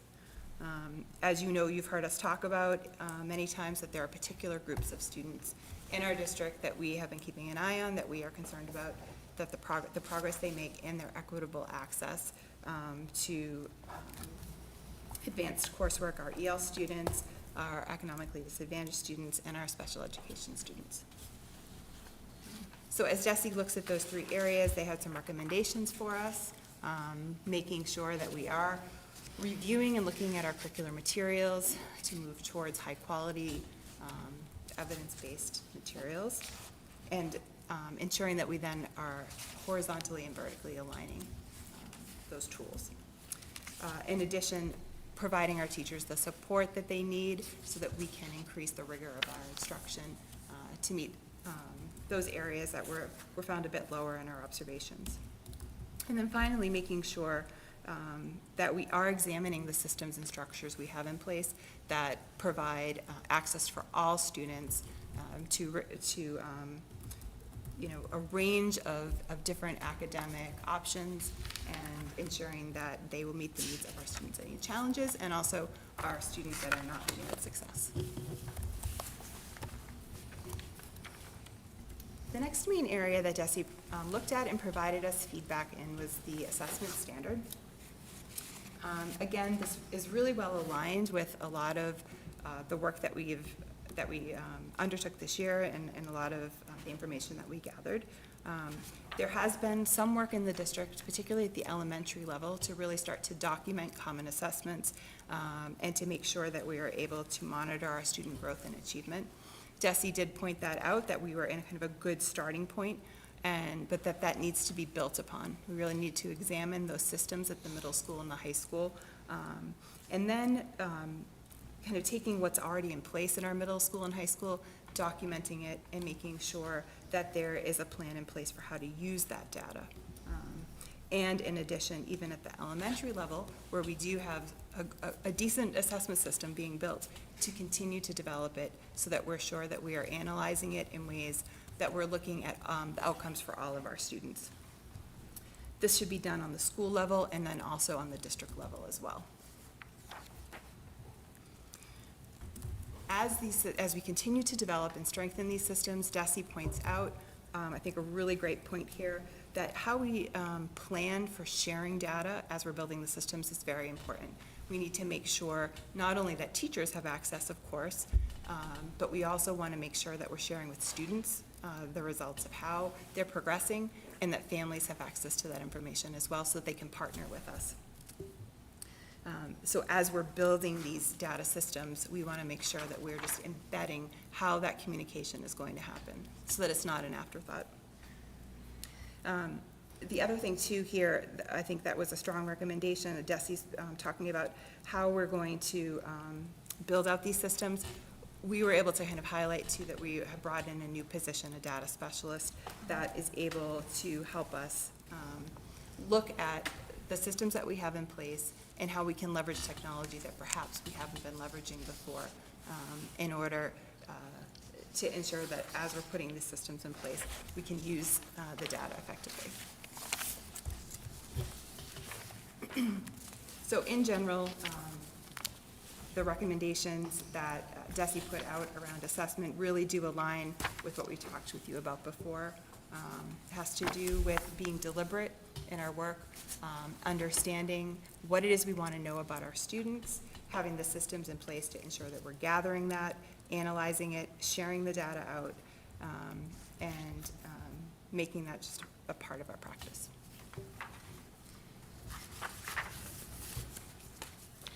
So some of what I'm going to talk about aligns so closely with what Dr. Hardy just said, and it really shows how our work dovetails, that's not in silos. And part of what the student support section started with was really talking about supporting all students and developing a sense of belonging that was going to encompass everyone, as Dr. Hardy mentioned, especially some of our subgroups. So one of the first indicators they gave for us was the safe and supportive school climate and culture, and they recognized that we've been working on that. They would like us to continue to do that, but really also to develop the capacity of the staff to ensure that we have equality amongst all of our subgroups and access for our students. They looked at our tiered systems of supports, and they noted that we had a range of professional opportunities and that we're really starting to look at our interventions and if they are effective.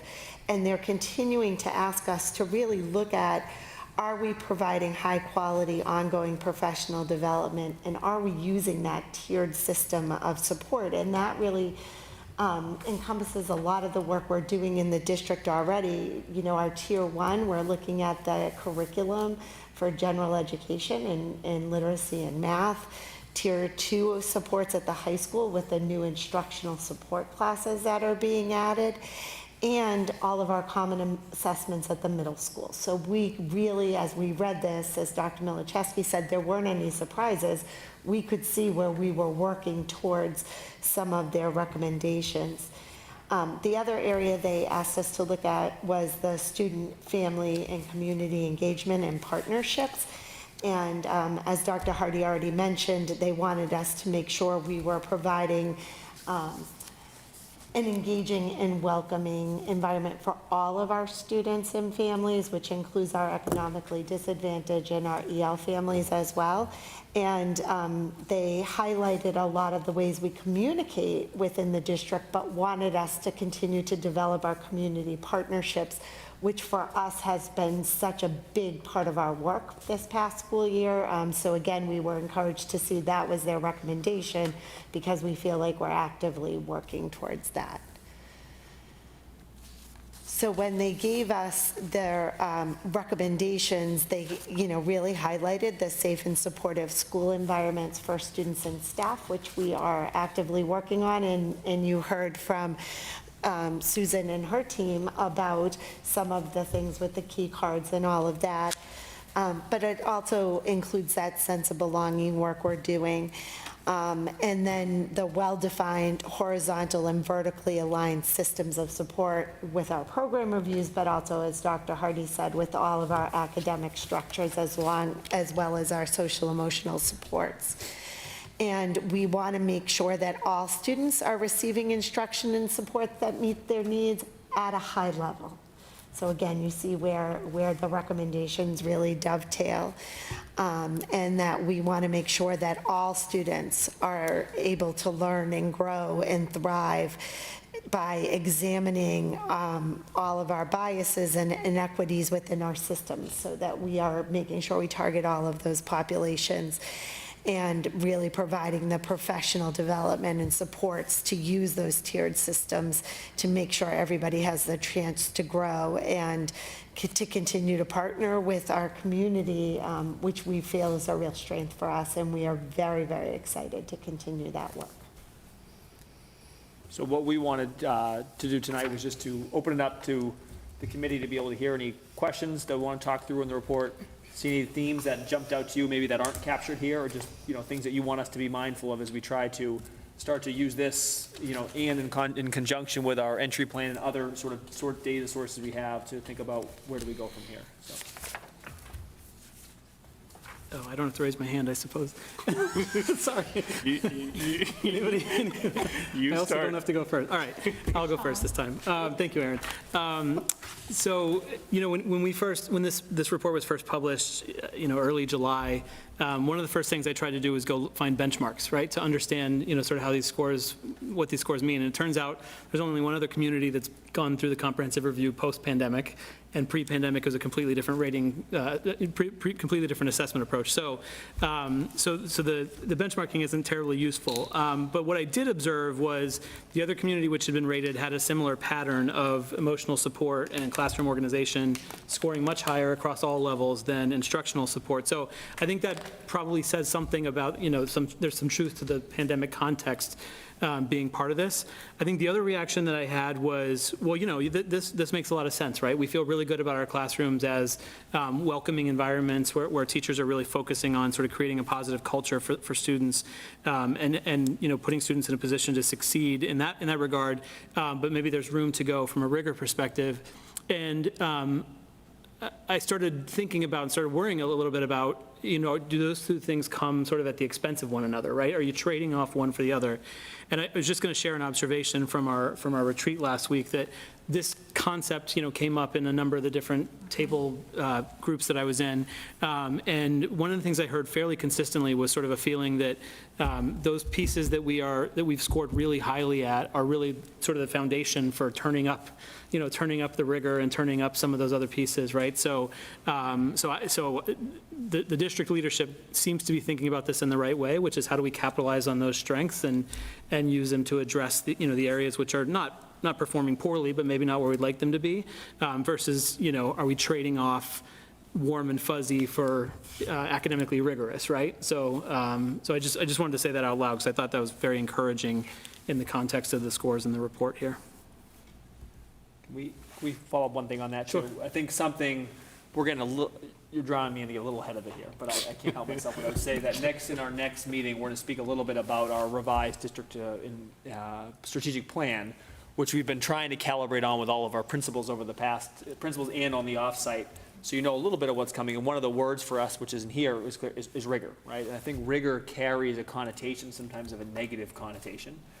Interesting, when we break that down, which we're currently in the process with a lot of our schoolers, and talk about what makes good rigorous instruction, we're talking about things that I think a lot of our teachers are like, that word makes me nervous, but those are things they're doing in their classroom. They're modeling high-quality vocabulary when they're in their instruction. They are developing high-quality tasks that are both supportive and challenging that they're putting in front of students. They're providing high-quality feedback to students. They're in language-rich classrooms. They're pushing critical thinking skills. They're doing all of those things that really good teachers say, I'm doing that. But that word carries a connotation to it, too. So I think we recognize that we think the best classrooms are the one that combine a safe, warm, welcoming, inviting class for students, and one that has a really high bar for what academic instruction looks like. And I think a lot of teachers in Reading do both of those things really well, and our challenge is to be able to support our staff and to support our leaders to be able to do that at scale, where that's consistently, in all instruction, all content areas, something that's a core part of our practice. Erin? So I completely agree that none of this was surprising to read. Some of it was still hard to read, and I think part of that is because it's so perfectly hit the nail on the head of things I've experienced as a parent, and that I've heard from other parents. But in the same vein, I have the insight to know these are the conversations that we're having. This is what we are picking apart and looking at how to improve. And we were talking about it before this report came out. So it's not all based because Desi said we need to make these changes. We saw it, we're talking about it. And to tag on to what you were talking about with rigor, it came up at one of my table conversations during the retreat last week as well, that some people just think rigor means harder, like just ask harder questions or give them harder tests. And that's not what we're talking about at all. We're talking about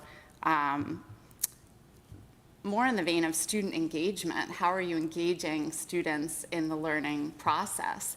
And interestingly, my kids never care what we talk about tonight, but my 16-year-old happened to say what was on the agenda tonight, and I talked a little bit about this, and he sort of perked up, and he was like, yeah, sometimes teachers just talk at you, and it's kind of hard to sit there for a whole class, and he's like, but other times, when I'm engaged in conversation or we're doing smaller group work, and he's like, that makes class more fun, and more, he feels more a part of it.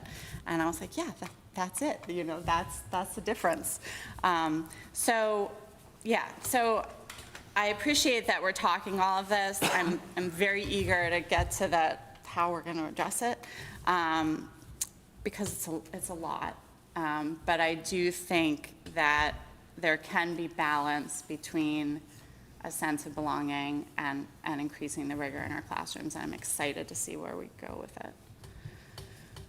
Chuck? So, thank you for the presentation. And I don't know whether you'll agree with my next statement, but I like this.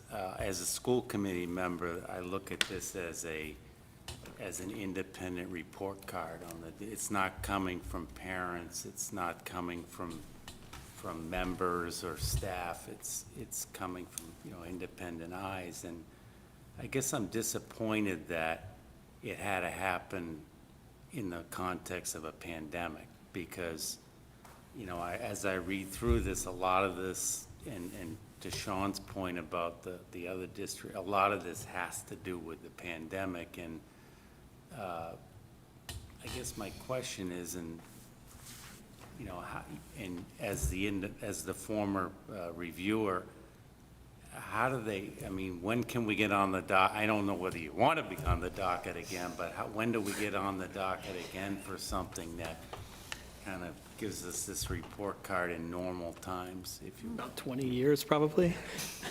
Despite being a reviewer, I never found Desi's magic algorithm to know who's being, It selected. wasn't a wise guy question. No, I'm making a wise guy kind of response, but I think it seems like it's the report, it's sometime within 10 years, right? These are reports that I think we welcome, right? I think we welcome, Desi says you can give the chance to give sort of updates on how you've progressed and implemented the recommendations, but they don't necessarily have to do anything with them. I would love to be able to have a similar sort of outside report in a couple of years once we're able to gain some traction on these things, but they are a little bit behind for the reasons that Sean described too. So, but again, from it looks like between 5 and 10 years, it looks like again. Now, I think your first comment is really interesting around the pandemic context. And I think that it's really challenging to think about what our teachers faced this year, to say that we had more than ever, they had kids with all different skills and needs in their classroom. So a lot of teachers felt they had to lean heavier into the social and emotional piece, just given where students were at social and emotionally, right? And we support that. And also had a hard time figuring out what's that level of, push or challenge to give students when we knew that kids were either having a difficult time social and emotionally and maybe lack some of the skills academically that they would have in the past. And that's really hard. And I think that a lot of our teachers would say that they leaned more heavily towards the social and emotional piece. And I can't say that that was the wrong decision, right? So would these scores have looked different, before the pandemic, when teachers were less maybe apt to have that dynamic in the back of their mind? I don't know. What I do know is what the report shows us now is that in this context that we're going to have to up the game in terms of rigor, right? And the type of, the quality of tasks, the quality of conversations that we're having in our classrooms. We have to continue to be really, really supportive of our kids, and we have to hold them to a high bar, and I think that's more challenging than ever. So I think you raise a good point to give me some caution about maybe this data would have looked differently pre-pandemic, but it also helps give us the reality of, well, this is where we are now, right? We know that this is where our kids are social and emotionally. This is where our kids are academically, right? So now we have to up the bar for where we want to go academically. So I appreciate you raising that, and I'll let you know if I hear anything else in terms of just timelines of reviews or things like that in the future, but I think it's very healthy, and we would certainly welcome that. Thank you. Tom? So I'm going to, I don't know what the right word is here. I'm going to say the pandemic is a context, but everything reported in here would have been found pre-pandemic. Every single thing reported in here would have been found pre-pandemic. So yes, that's important to understand, but we had issues with vertically aligned contiguous grades and horizontal schools before the pandemic. We had issues with data systems before the pandemic. We had issues with, right grade, right curriculum being executed before the pandemic. We had issues with effective instruction challenging and supporting all students before the pandemic. So, I agree the pandemic maybe put a little bit darker spin on the numbers. And yes, our teachers and principals were challenged with, crazy expectations in those time periods. But you go down this list, every single one of these would have been found 6 years ago, 5 years ago, 4 years ago, 3 years ago, right? But with that said, I'm encouraged by a lot of the change and growth we've seen already in the last 2-3 years, and in the last year in particular, about acknowledging those challenges and working towards fixing some of them, right? With Art Core coming in, with our math curriculum at the elementary school and the math curriculum through the middle school and into the high school that's there. It's almost by nature vertically aligned as well. We still have work to do with the middle school, as we've talked about, because there really is no curriculum for ELA at the middle school. So you look at these things, and a lot of what they say, we would have found 3 years ago, 4 years ago, 5 years ago, 6 years ago. In that vein, as a parent, to Aaron's point, none of it surprises me, because I saw every single piece of it happening, right? And part of that's the reason why I'm sitting here, frankly. So, I think there's a lot here that is 100% spot on, and and the work that we're doing is so encouraging, So said all that, but the work we're doing is so encouraging to help close the gap, right? To acknowledge it, to say, yes, this is the challenge and this is what we're doing. I said before, you know, in the past there were goals, but I didn't see strategy to achieve goals, right? It's a man without a walk without knowing where he's going. Now we have goals and we're starting to see the strategy materialize to achieve those goals. And the implementation of different tools to achieve those goals, the implementation of appropriate training to achieve those goals.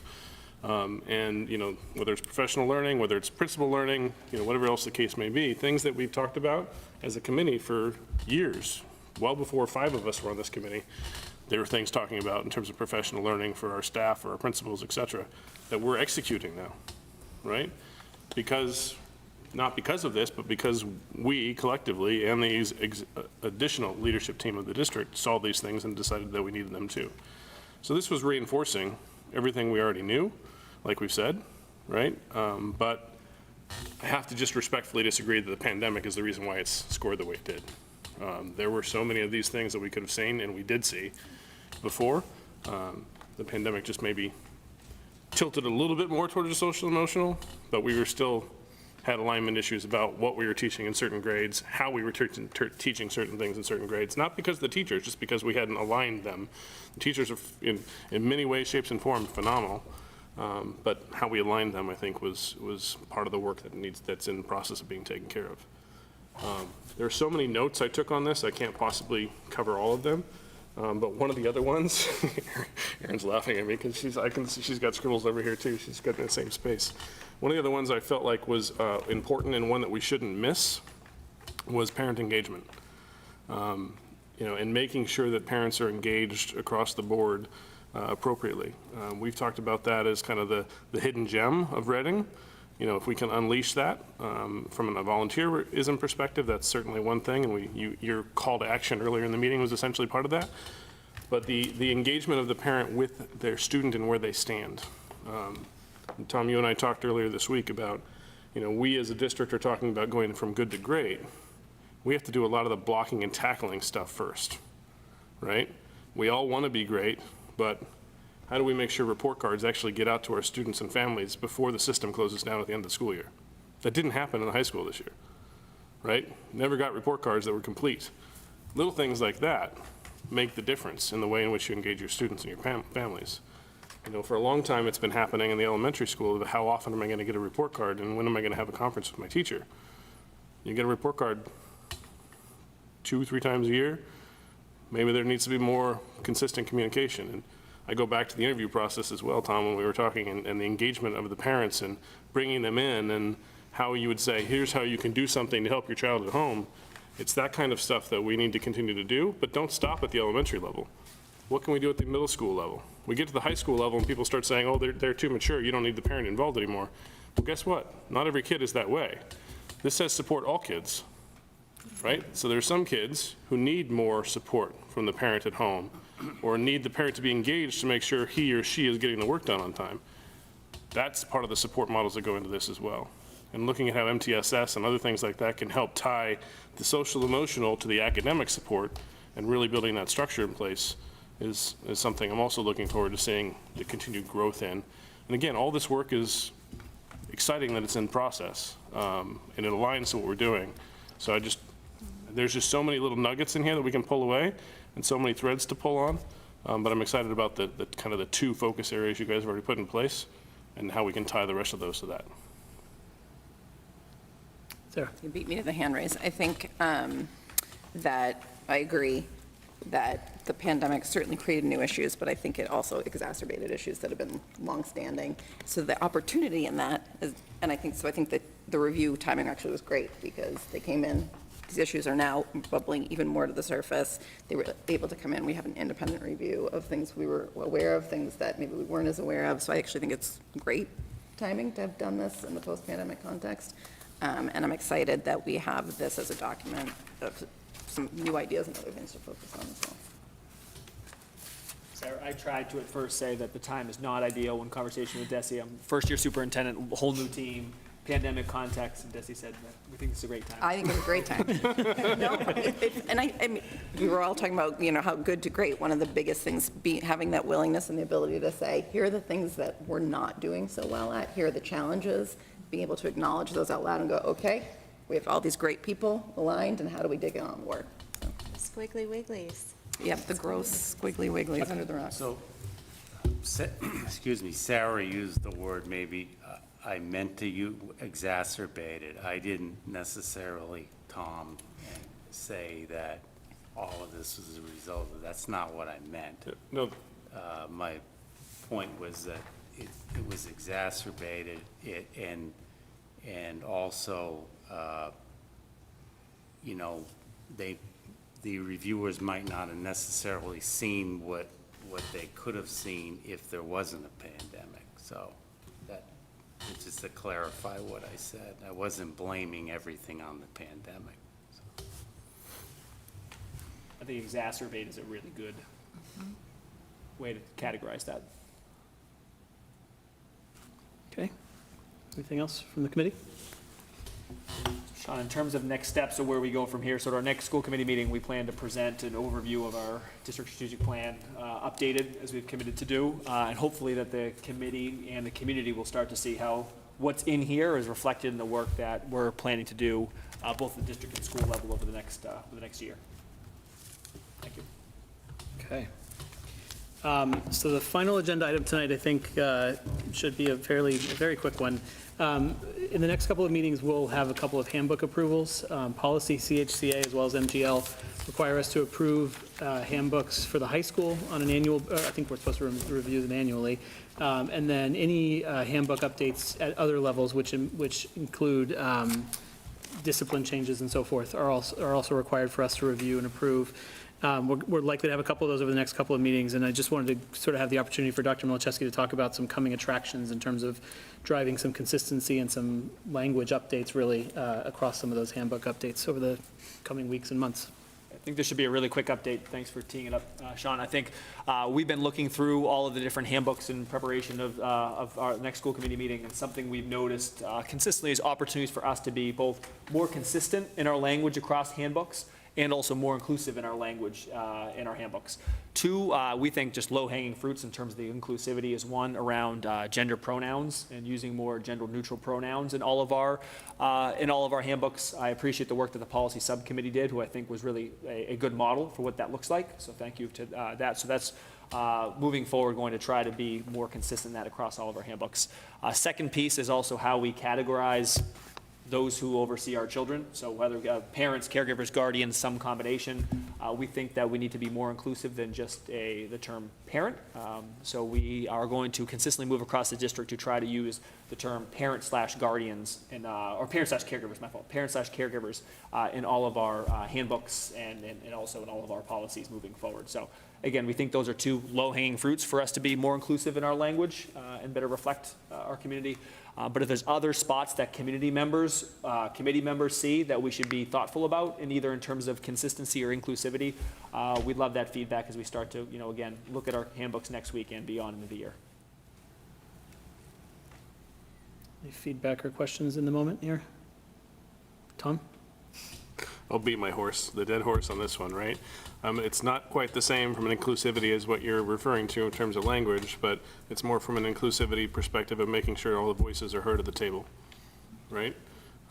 Making sure that this is not a rubber stamp, but a real collaborative school council process that includes the stakeholders at the table appropriately. Now, technically, it doesn't require a vote of the school council, but if it's not a collaborative process, it does violate MGL, and we should make sure that we're putting in place the process that it is fully collaborative and not just, here's the changes, deal with it, right? So we've seen that happen in the past. We've have a challenge with that on an ongoing basis right now, and I just want to continue to encourage, in alignment with that previous statement about parent involvement, that we definitely encourage and include that, and make sure that that's properly heard, properly vetted, properly considered, in addition to, putting forward what the changes are as they may be. Thank you. Any other questions or comments on this one? Okay, thank you. Is there a final motion? You have to make it. Motion to adjourn. Is there a second? Seconded by Tom. All in favor? All opposed? We are adjourned. Did you ever oppose that?